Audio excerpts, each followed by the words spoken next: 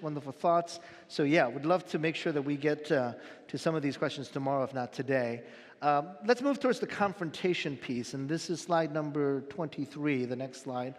And here we're talking about how does the concepts of theology speak to the context that we've been describing. And so I was trying to point out that if the contextual reality and the narrative is white supremacy, then a healthy theology of culture is what speaks against that white supremacy.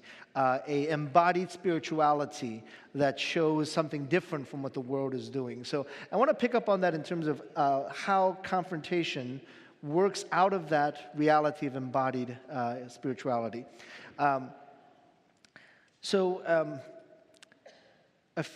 Several years ago, I'm not sure about the exact date, it was definitely over 10 years ago, there was a massive media campaign. It was called the Red Campaign. It was kicked off on Super Bowl Sunday, and they had like every A-list celebrity on there. It was Brad Pitt, Tom Hanks, kind of anybody you could, Bono, of course, was on there. They had all these A-list celebrities doing a major Super Bowl ad, which, of course, you know how expensive that Super Bowl ad is. So they kick off this campaign. It was called the Red Campaign. And if anybody remember what the goal of that Red Campaign was? It was to address the problem of AIDS and the AIDS pandemic in sub-Saharan Africa. In particular, and specifically the problem of the AIDS pandemic in sub-Saharan Africa. And so they had this massive campaign, and what were you supposed to do to address the problem of AIDS in sub-Saharan Africa? You were supposed to buy red products at Target. You were supposed to buy a red iPod back then, from Apple. You were supposed to buy a red tag, Levi jeans. You were supposed to buy all sorts of products at Target, Levi, and Apple, all these sponsors, anything with kind of a red label on it, a red t-shirt or whatever, to promote this idea of confronting, method of confrontation, the problem of HIV/AIDS pandemic in sub-Saharan Africa. They spent, according to Ad Review, which monitors, they spent $10 million to launch this campaign and to make sure that people knew about the Red Campaign. After 10 years, how much money was raised for this campaign to fight the AIDS pandemic in Africa? $10 million. So how much money did they make over 10 years? Nothing. But who did make money in those 10 years? Apple and Levi's and Target. So one of the questions to ask then is, were they confronting something in a way that didn't make sense? Right? So here's the theory behind this. I actually believe that there is a cure for AIDS in America right now. Why do I believe this? Almost 26 years ago, I'm at a Chili's in Massachusetts. My seminary friends and I, every Thursday, we would go to the Chili's nearby because they had 50-cent fajitas, and we were poor seminary students. And you're supposed to buy drinks, but we had Diet Cokes and water, and we would gorge ourselves in fajitas. And so we would sit around the table just kind of chatting, and they had this huge TV monitor that you could watch while you're eating your 50-cent fajitas. And an announcement comes on, and it was Magic Johnson. And the announcement was what? Magic Johnson was retiring from basketball because he had contracted HIV/AIDS virus. And this was about 26, 27 years ago. And those of you who remember that moment of hearing that announcement, Magic was one of my favorite basketball players. I love NBA, and to hear that Magic was diagnosed with HIV, what was your first thought about Magic? He's dead. He's gone. Maybe a year or two, he's going to die. He was a great basketball player. It's so sad that Magic Johnson is going to die. Anybody know what happened to Magic Johnson? And actually a little chunky. He actually looks a little overweight than his playing days. Yeah, why? Because we have a way of having someone live 25 years with an HIV/AIDS diagnosis. If you have Magic Johnson's health insurance and Magic Johnson's millions, you can live 25, 30 years with an HIV/AIDS diagnosis. So the problem is not, is there medication that could keep allow people to live a life after the HIV/AIDS diagnosis. What is the problem? Why is it such a problem in sub-Saharan Africa? Not the cure. We don't need to find a cure. It's medically, we have it, but it's the cost of the medicine that people in sub-Saharan Africa cannot afford, right? So it's not the absence of medicine. It's the greed of the pharmaceutical companies that will not sell the medicine for a much lower price than they're selling to Magic Johnson. So the problem is not a cure, a medical cure. We actually have a cure. The problem is greed and materialism and consumerism. So how do you fight a problem rooted in greed with more greed? How do you fight a problem of materialism and consumerism with more materialism and consumerism? So if the problem of HIV/AIDS pandemic in Africa is greedy people who won't, then you solve that by having people be more greedy and more materialistic. That's not the way it works, because you're buying into the narrative that created the problem in the first place, right? So our method of confrontation cannot perpetuate the system. It cannot be part of the mediating narrative that proves to be dysfunctional and actually furthers and fuels the system rather than speaks against the system. So what I'm going to offer are a couple of ways that I think we can begin to talk about how these changes occur. The first is a way of thinking about the world.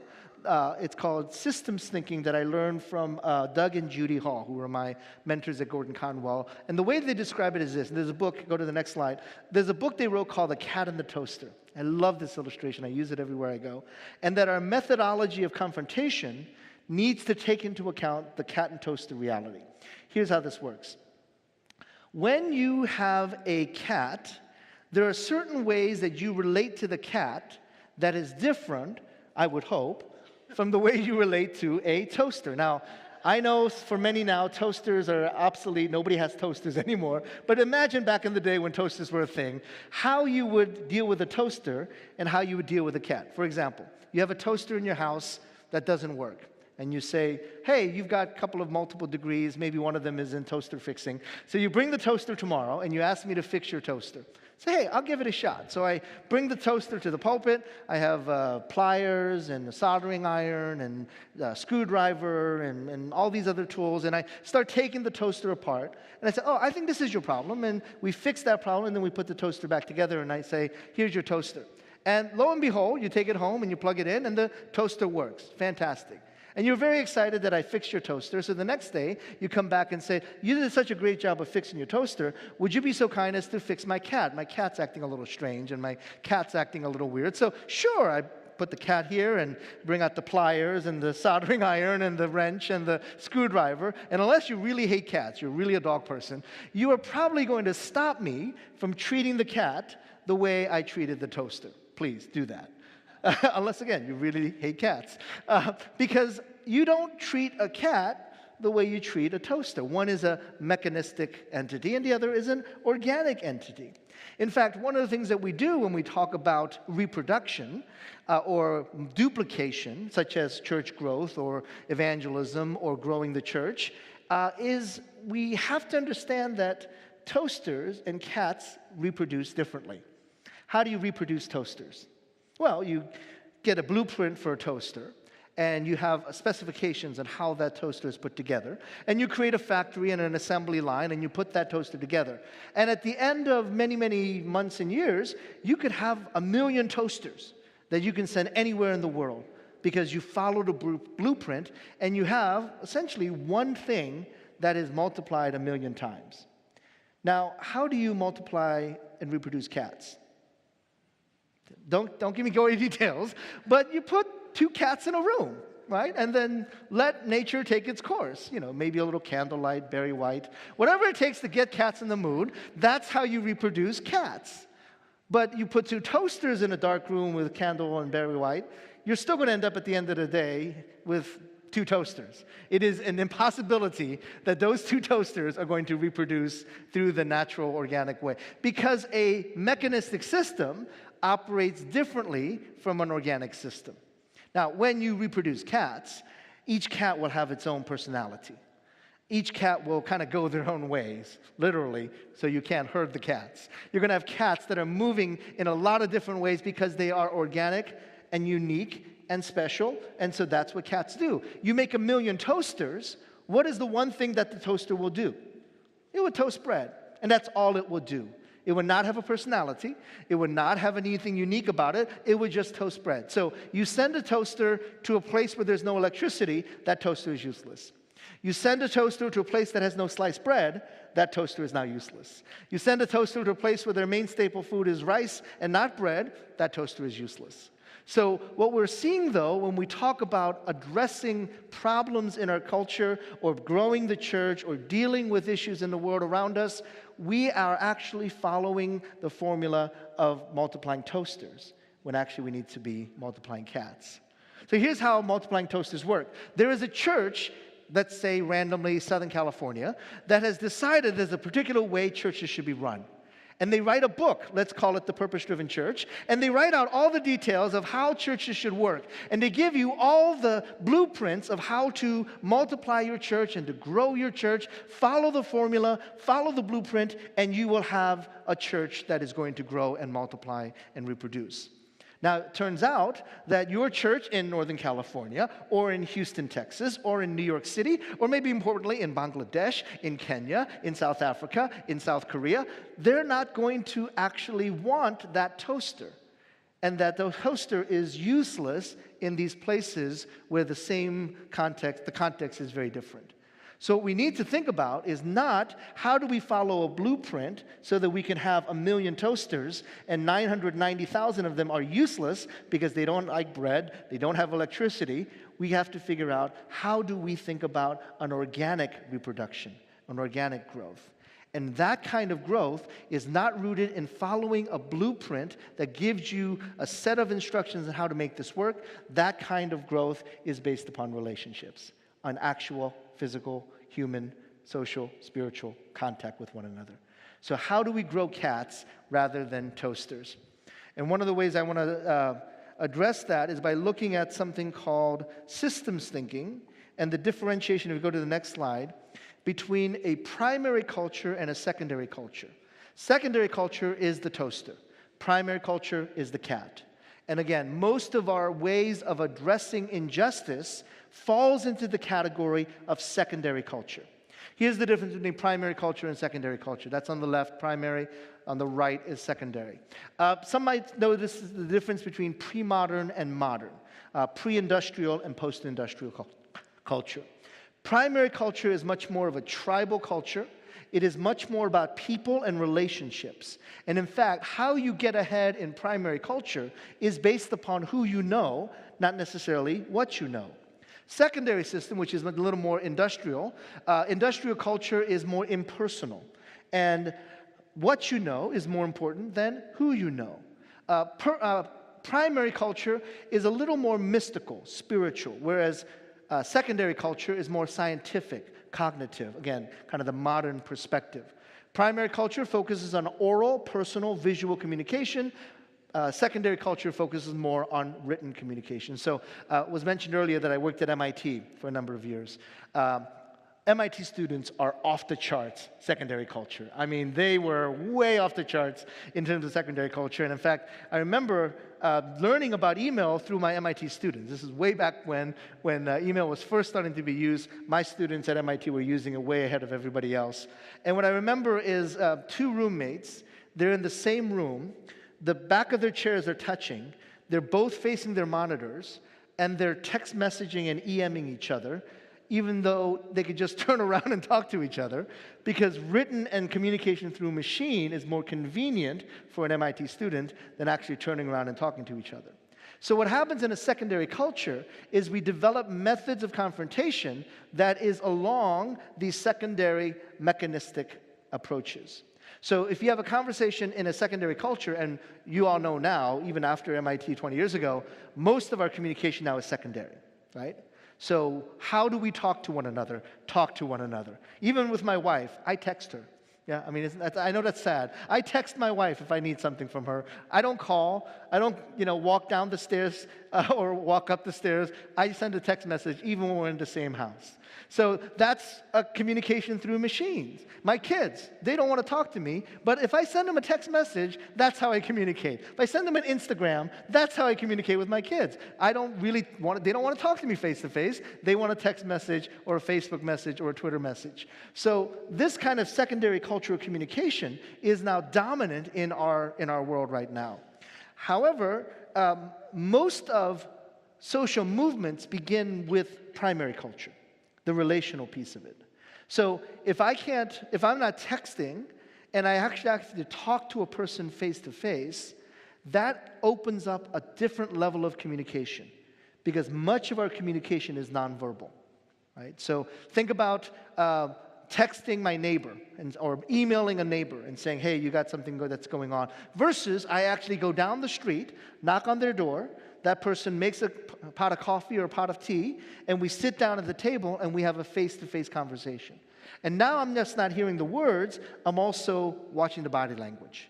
I'm also hearing the emotions in that person's voice. It's a much richer form of communication to actually do that. And I notice this when I teach in my classroom. I teach half my classes online and half my classes in person. The difference is astronomical, the differentiation between it. So one of the things that I'm doing now is every Monday I teach a class in Stateville Prison, which is a maximum security prison in Illinois. There is no such thing as a technology in that prison.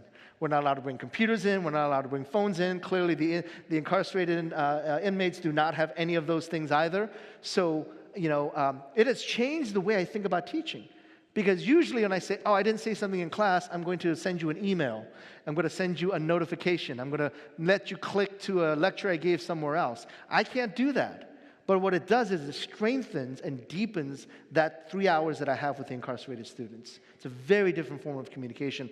And to be honest, some of the online courses that I've taught, I have no idea who I was with. I have no idea who they are because I never met them. I met them online. But those 15 incarcerated students have become some of my closest students because I am with them in a classroom. We're actually not allowed to take any breaks. We are stuck in that room for 3 straight hours, and it deepens that relationship because of that personal contact. So how is our confrontation more in line with primary culture than secondary culture? How do we value and prioritize relationships rather than a system and structure that's going to maybe have some impact, but ultimately at the end of the day, are we also looking at the way that these relationships are shaping us? And I'll give you one more example of this in terms of confrontation. Again, it goes back to that embodied experience. Actually, let me do this one thing. If you go to the next slide, this is the historical, not drawn to scale, but if you look at human history, a lot of the primary, secondary culture shifted over the last 20,000 years. So earlier on in human history, clearly primary culture was dominant. We didn't have newspapers, way back in the day. You didn't have cable news. You didn't have internet feeds. If you wanted to get information in a primary culture, you went to the campfire with the elders, and the elders told you what was going on. And you could trust them because that's your uncle speaking. That's your grandfather speaking. Versus now, you have talking heads you've never met and you never will meet, and you trust that they're giving you news or fake news, whatever your perspective might be. So secondary culture leaves room for doubt, whereas primary culture is actually much more, because it's relational, trust and value of that trust comes through actual relationships rather than virtue of their technology. Now, primary culture dominated for most of human history. But of course, as primary culture decreases, or maybe vice versa, secondary cultural norms are beginning to kind of shoot up, right? So if we go to the next slide, I'm kind of projecting here. But where primary culture and secondary culture intersected, I would argue was actually at about 0 AD. At the moment in history, and I think God's kind of wise about these things, knew that there was a moment in human history where primary and secondary culture is intersecting that actually, I would argue, creates room for the gospel. The intersection of both cultures creates room for the gospel. How does this work? In the ancient Near East, in Palestine, ancient Palestine, When Jesus comes into a little town in Bethlehem and has ministry in Nazareth, you have a primary culture. It's Judaism. It's the Jewish faith. It's the Jewish people. They have a primary culture. They're based upon relationships, tribal affiliation, kinship groups, relationships. If your father was a carpenter, you're going to be a carpenter. If you are of certain tribes, then you operate within that certain tribe. So there was a high primary cultural system in place when Jesus comes into the world as a Jew. But there is also a secondary culture at play. That's the Roman Empire. And the Roman Empire operates in very secondary systems. They have a system of roads, a system of communication. They divvy up the world in very secondary cultural ways. Their value system is very much geared towards secondary culture. And it is that intersection that creates the movement of God in the 1st, 2nd, and 3rd century. So go back to Rodney Stark. What does he point to? He points to the primary culture of relationships, the primary culture and primary values that says we're not going to run away when the plague comes into our city. We're going to love our neighbors as we love ourselves. That's a very primary culture value.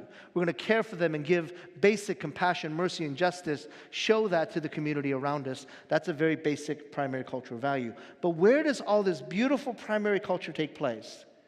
Within the context of secondary systems, the Roman Empire. So how fast does the gospel spread? It's because the primary attributes of the gospel are being carried through secondary systems. My theory is that at the intersection of primary and secondary culture is where the gospel flourishes. And I've seen this over and over again. You see this in the growth of the church in Seoul, South Korea. Part of it was the wonderful secondary systems that were being built in South Korea, industrialization in post-1950, post-Korean War. But they were doing it through house churches, small groups, relationships. And so out of those relationships, in a burgeoning secondary culture, you see the amazing growth of the church in Korea. You see similar patterns in Latin America, and you see similar patterns in Africa as well. The reason I have that kind of other part of it is that in the United States and in Western culture right now, secondary culture is not going anywhere. It's not going anywhere. Nobody's selling their iPhones or giving them away. Nobody is giving away their computers. Nobody is getting off the internet. You do it for Lenten season, but then you're back on with the flourish after Easter. Secondary culture is not going anywhere. So it's not going to see a decline of secondary culture. But what we're going to see instead is a hunger for primary culture. Wanting more. That's why it's a dotted line, by the way. It's not actually primary culture coming back. It is the desire for primary culture coming back. This is what I'm learning in my work with younger people, college students, when I worked at MIT, when I pastored a church of young people. Young people, Gen X, millennials especially, they want community. They just don't have the tools of community. Right? Because they grew up in broken homes, they grew up in a context where there's high social media, high disconnect. So they want community that is part of primary culture. But the secondary systems oftentimes don't give that community. That's why some of the more successful secondary system programs and apps are ones that promote primary cultural systems. Right? Facebook tries to do that. Right? Instagram tries to do that. It tries to create a primary culture community in the context of high secondary culture. Now, again, whether it's successful or not, that's a question for smarter people than I am.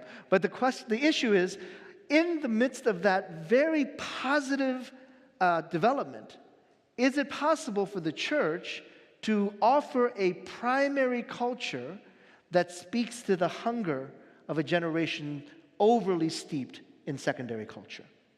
And what are we offering? An embodied value and faith and spirituality, a lived Christianity, not just talked about, a lived Christianity that demonstrates a primary cultural value rather than 5 things listed that we believe in, which represents a secondary cultural values. That's why Christian values must be lived and not just spoken. That's what justice is. Justice is the living out of our Christian values. My former professor Cornel West put it the best. He said, justice is love lived out in public. Justice is the move of primary culture into a broken world that is so wrapped up in secondary culture, they can't understand what it means to be loved, to be cared for, to have a narrative that is different, to have a story that is different. But if the church were to embody that, what kind of witness could we be? That's justice. It is love lived out in public. It is the embodiment, the lived theology that we have spoken about to no end, but now it's time for us to live out. That's my challenge today. Let's stop and see if there's, in our last 10, 15 minutes, some final question and answer that we can do about anything we've covered today. I know there's a lot that we've covered. You were given a half a semester course in 3 hours. Congratulations. You get a credit, 1 credit. I like that.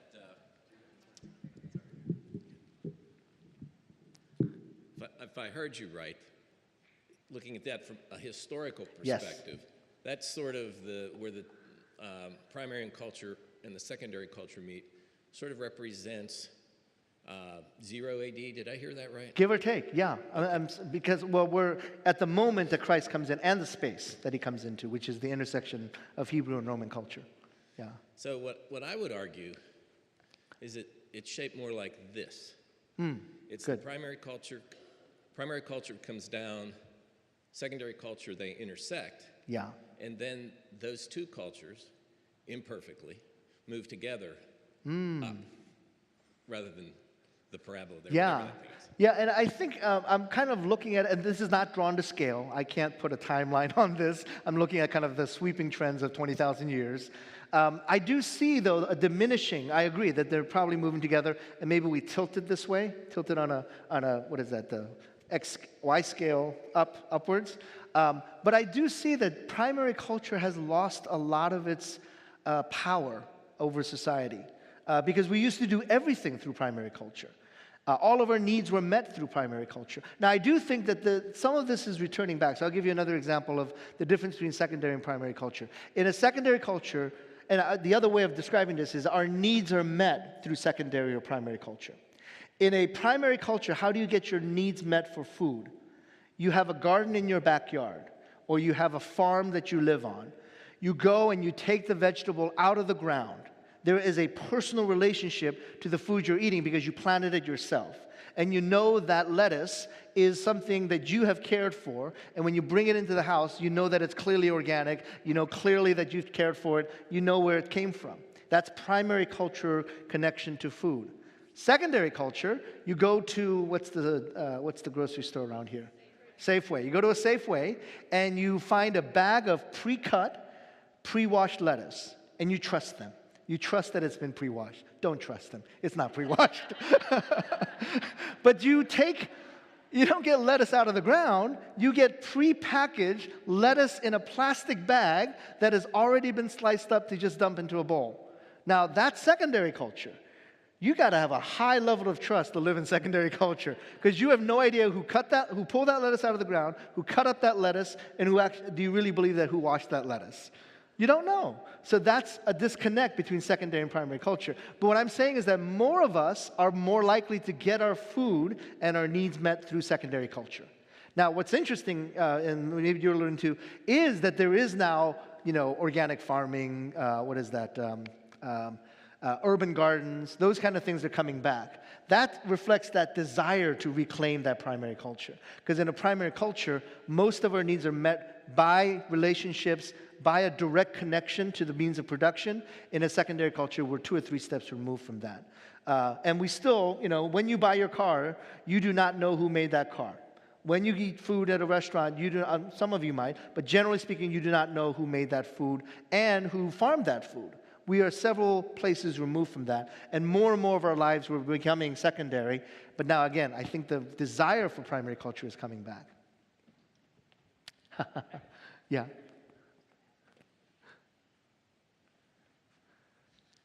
So this goes back to the first part of this evening. So I'm having a hard time shaking my Western mythology of the power of the individual. Yeah. I I'm concerned that by buying into this belief that it takes some of the responsibility off the individual to try to affect change. So what would you say to someone that says, well, I can't try because I'm just going to get eaten up by the system? Yeah. What would you say to that? That's a great question. It's a great comment. So my first book was called The Next Evangelicalism, and the subtitle was actually what I wanted for the original title, but my publisher nixed it.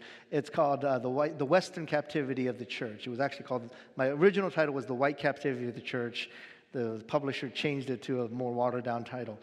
So I was talking about this kind of cultural captivity, especially to individualism. And I talk about it in Prophetic Lament a little bit. So two issues that come out of those in my books. One is I don't, while I am critical of hyper-individualism, I do believe in the power and the legitimacy of individuation. And that, for me, as an Asian Christian, Asian American Christian, was a very important part of my Western theology that I learned. So part of that comes from the fact that I come from a broken family. And I had found out that I was coming from a third-generation broken family. As in, my father left my mom, but also his father left left my grandmother. So in a primary culture and in a communal, shame-based culture, I have no choice but to live into that shame of multiple generations of broken families. What the gospel taught me was the individuation from that historical reality. To be able to say, I have a new creation in Christ, the old is gone, the new has come, I'm able to make that individual break from my family history. That I will never say was bad. That was good. That was a gift from God for me to be able to have that break. So on that level, I'm not saying all individualism is bad. There is a very powerful value to something like individuation and how we do come to the gospel as a unique creation. But I think we've overdone it. That's the part that I'm looking at. But the other part of it is that it's not just the individualism that's the problem, it's the abstraction that's the problem. Where we abstract problems to a level that we feel there's no individual impact on that.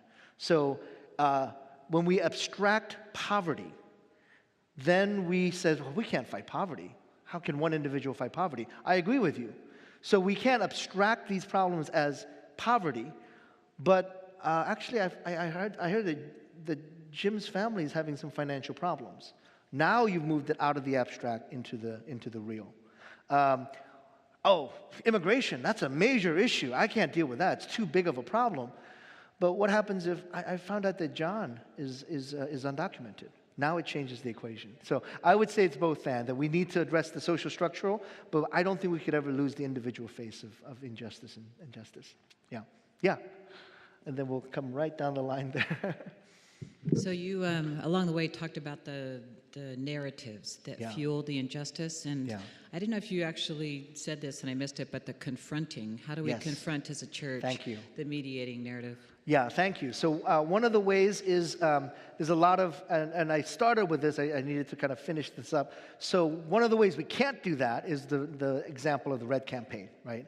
We can't buy into the mediating narratives to fight the mediating narrative itself. So the other, several options, but the other approach is if the momentum is going in one direction, and this is some of the work that's been done at MIT on systems thinking. Peter Senge, Jay Forrester has done some good work. Cat in the Toaster by Doug and Judy Hall will also talk about this. If the momentum is going in this direction, the negative momentum fueled by the mediating narrative, the dysfunctional imagination, etc., do you try to stop it by jumping in, or do you create another system that is moving in the opposite direction? Right? And so this would be more kind of a Hauerwasian, Yoderrian perspective, which is if you have momentum going in this direction, you create a counter momentum that provides a slowing action for this negative momentum. That is the church. That's the church. The church offers an alternative narrative that speaks against the dysfunctional narrative. Problem has been the church has often affirmed the dysfunctional narrative rather than speak against it. So if you demonstrate a church that is embodying an alternative narrative, now people can say, I don't have to be a part of this broken system with this dysfunctional narrative. I think I might want to try this system with this narrative. And that's what the church has failed to do. We have not provided an alternative narrative and an embodied experience of that narrative. We've often kind of glommed on to the dysfunctional narrative in place. So that, I would say, is maybe one of the, especially in the post-2016 election era, where, I'll get personal. So right after Trump was elected, I got 3 phone calls within 1 week. And I was stunned because there were 3, I had contracted to speak at 3 different events in that coming year, in 2017. And all of them called to try to cancel me. One of them did cancel me, and despite what I said, the other 2 agreed after a long conversation. And what they were nervous about was what I was going to say to 2 congregations that went overwhelmingly for Trump. One in Pennsylvania, one it was in the South. I can't remember what state it was. And then the 3rd group just canceled me without any conversation. They just said, we don't even want to talk about what you're going to say. What I heard was the church was not even willing to speak about other narratives. They had said, this is the momentum now. It's a pro-Trump narrative. It's 81% of white evangelicals voting for Trump. We're going to jump onto that. And when you're offering a different narrative, we're going to lose members. People are going to leave the church. And so they wanted to jump onto that narrative that affirmed the dominant narrative in play and didn't want to hear another narrative at all. That took a little while for me to get over, but that was part of the reality of what happened post-2016. Yeah, question, and then I think there was one more question I think that will take our time through. I hope I can make this make sense, but as you've been talking about primary and secondary culture, I realized that I was raised in a church that was essentially secondary culture. I didn't meet Jesus Christ until I encountered, when I was given the journals, the prayer journals of a young woman my own age. And talk about primary documentation. It was extraordinary. And I'm wondering if all those things you said about primary culture is part of the other narrative, that if we're living our lives and presenting Scripture in that primary way, if we're not living it out going the other way. Yeah, so if we go back to the previous slide that lists the characteristics of primary and secondary, that's one of the things that I'm arguing for, and this diagram is hoping to point to, that we have so bought into the secondary systems that we don't even recognize how much of a toaster we've become. Right? So we've bought into that whole system, and how do we do church? We do church by programming. We do church by running certain things that operate under secondary norms and values. And you can be in that system and not be a Christian. Whereas if a primary culture is pointing towards genuine relationships with Jesus, genuine relationship with each other, a genuinely embodied faith, then you're creating a different system that speaks against the secondary system. So I would agree that the dominant way of doing church over the last 50 years has really focused on secondary systems. What I'm asking for is, what would it look like if churches began to create an alternative trajectory and system that's kind of primary culture based? One last question. I think we're going to have to wrap up our time today. I just wanted to say that I'm very encouraged by your presentation overall, and I'm particularly moved by the primary secondary culture, and it made me realize something that perhaps others have overlooked. As we look at church congregations, they are overwhelmingly dominated by people my age and some older, and we've kind of not been as intentional as we could be to embrace the younger people and really create intergenerational opportunities. And you've reminded us that as much as the younger people are in this secondary culture, just as mere mortals, we really inherently need the encouragement and close relationship that comes with the primary culture. And so we as churchgoers, as church members, as Christians, we have an opportunity Yes. now that we are, fully aware that to really reach out, recognizing Yes. that the younger people are desperately needing the encouragement Yes. and some personal relationships Yes. and some capacity to communicate. And so let's leverage the opportunity. Absolutely. Thank you. Thank you for that encouragement. Yes. Just a quick note on this. I'm trying to wrap up this book with Mark Charles. That should be out next year, my writing partner. My second project is actually working on how young people engage the gospel. So I've read a lot of books as an evangelism professor on why millennials and young people are leaving the church. There's actually quite a canon of literature on this now about, the church is too legalistic. There's like several books that give the reasons why young people are leaving the church. There's very little on why young people might actually want to come back to the church. So that's what I'm kind of examining now. My writing partner is Dan Hodge, who worked in youth ministry for a number of years, and his dissertation was on Tupac.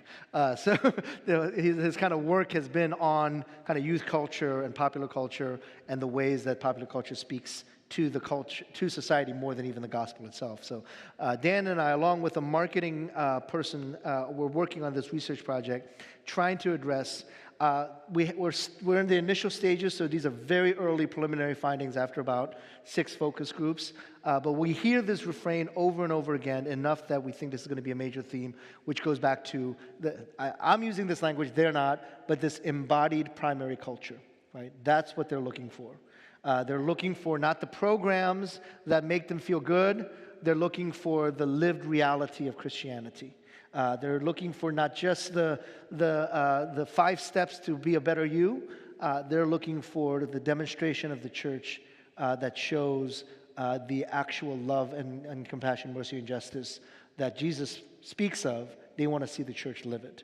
So to me, if I had a very pragmatic reason why we engage works of justice, it's because we almost are about to lose. We're about to lose an entire generation because we did not express love in public. Because we've spoken of love, we've spoken of mercy, we've spoken of grace, and it's been so individualized and internalized that we have not embodied it in the world. We have not demonstrated it. We've proclaimed it, we haven't demonstrated it. And so if there's a motivation for me to do justice, it's not only that, and that's primary, the scripture says so, but I would also say if I want to see my kids, my teenage kids, come to know Christ, I can't just talk about my faith with them. I have to live it. I have to show it to them. And the best way I can show it to them is by embodying justice in the world, in a world that's filled with injustice. So thank you for that encouragement. Thank you all for your time today. Really appreciate it.